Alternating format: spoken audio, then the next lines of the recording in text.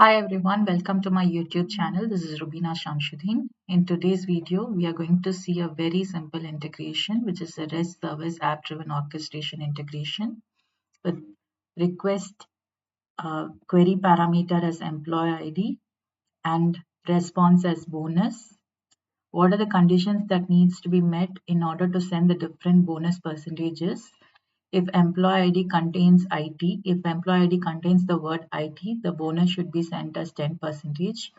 If employee ID contains sales, bonus should be sent as 8%. If employee ID contains the word HR, bonus should be sent as 5%. If employee ID contains the word CEO, then no responses should to be sent. And for all other employee IDs which does not contain any of these words, a fall through should be thrown. What are we going to learn as part of this video is we are going to see how to create a REST trigger connection, how to create a REST app-driven orchestration integration, and within the integration we are going to see these actions, switch action, how to create a global variable, how to create an integration property, update the integration property, how to assign the global variables using data switch action, and how to throw a fault. So these are the activities that we are going to see as part of this video. So this is the project space. We can create integration, connections, lookups, libraries, and events over here. So the first step is to create a connection for our REST app-driven orchestration integration. So let's create a connection with REST as the adapter. We'll give a name for it. It's a trigger connection. Click on create. The connection is created. Now let's create an integration. Click on create integration, application integration. Give a meaningful name. So I'm giving a name get bonus details. Click on create. Now let's select the trigger connection and give the same name.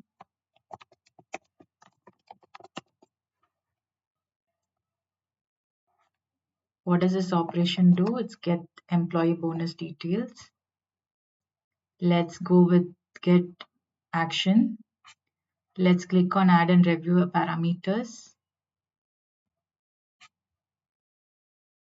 Configure this endpoint to receive the response.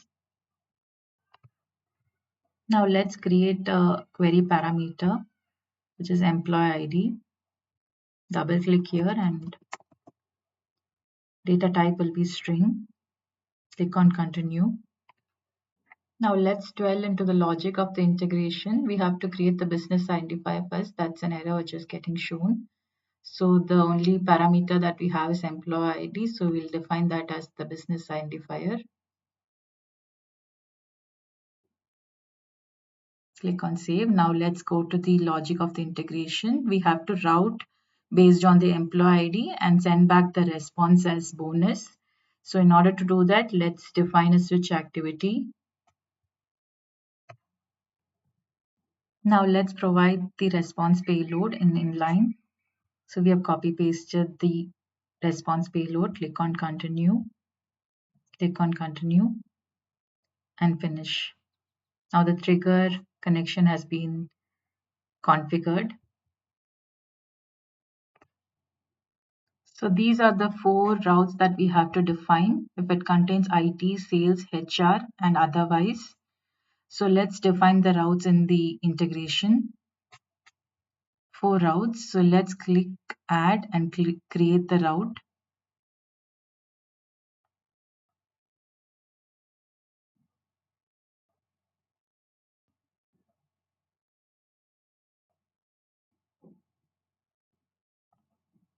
And one otherwise.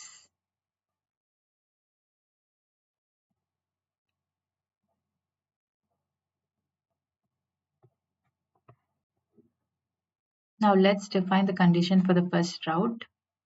Go to functions and click on search and search for the word contains, function contains.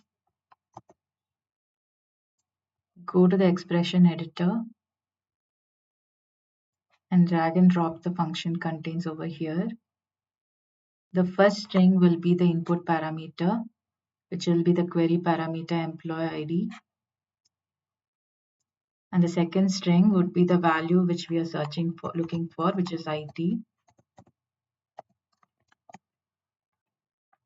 Now the condition has been defined. Now let's define the conditions for the other routes. Click on save. It is similar to this, only the contains parameter will be different. So it will be sales over here and HR for here. Now there are warnings because we have not defined the logic for each of the routes. So let's go ahead and define the logic for the first route. As we know, we have to send the response based on the employee ID contains parameter. So let's click on data switch. Let's use data switch. We can use mapper or we can use assign to assign the bonus. But let's use data switch over here. And let me show you how to do that. Data switch is used for assigning complex variables also. So let's do that. So let's click on expression editor. The response payload is also configured as a predefined global variable. So let's use that and go to response wrapper, employee ID, click on assign. And the value that needs to be assigned is from the request payload, employee ID. Now we have to assign the bonus. So let's drag and drop the bonus and assign it as 10, constant value of 10.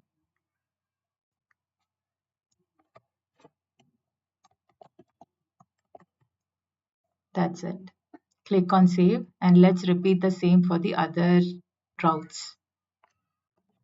So using switch, we have defined the response for the other routes. So let's have a look at it. So employee ID to employee ID. And bonus is a constant value, which is coming from the response variable, global response variable. So similarly for HR also, we have defined it. In the case of otherwise, we have to throw a fault. So let's click on actions and give throw new fault. Let's define an error code for it. It's a mandatory parameter. So I'm going to give E001. Now skip condition. In case of, we have seen that in case of CEO, we should not throw a fault. It should not send a response also. So let's add that condition over here. So we have added the condition if the employee ID contains CEO, skip the throwing the fault. Let's click on save. So we have a mapper, response mapper, which is defined here. Let's delete that because we have already mapped the response. Now let's also define an integration property. Where we are going to use the integration property is over here. If you see the word CEO, instead of that, we are going to give a variable for CEO. So later time, if they are updating it to CFO or manager or some other word, then we can make use of it. So how to create an integration property? Go to global variables, click on integration properties, click on plus and give to skip and give a value. For now, I'm giving the value as CEO. Click on plus. So the main advantage of having an integration property is, though you define the integration property within the code OIC integration, it can be updated outside the OIC integration. So instead of CEO, let's define the integration property. Go to self properties, properties, to skip, drag and drop that. Click on save. Ignore the warnings for the stitch statement and let's go and activate the integration. Before we activate the integration, I would like to say something how to update the integration property. So go to update property values, click on the integration property to skip and update the value to CFO. So in case of CFO, you will not receive a response from the service. Click on submit. This is how you update the integration property outside of the integration. So click on activate, give the tracing level as debug and click on activate. Now let's click on run and test the integration. Now let's give IT123 and click on run. The response you see is bonus as 10. So let's give HR123, click on run. So yeah, the integration is working. So let's give CEO, CFO123, we should not get a response. So we don't get a response. Other than that, if we give CEO123, the service should throw a fault. So good, the integration is working now.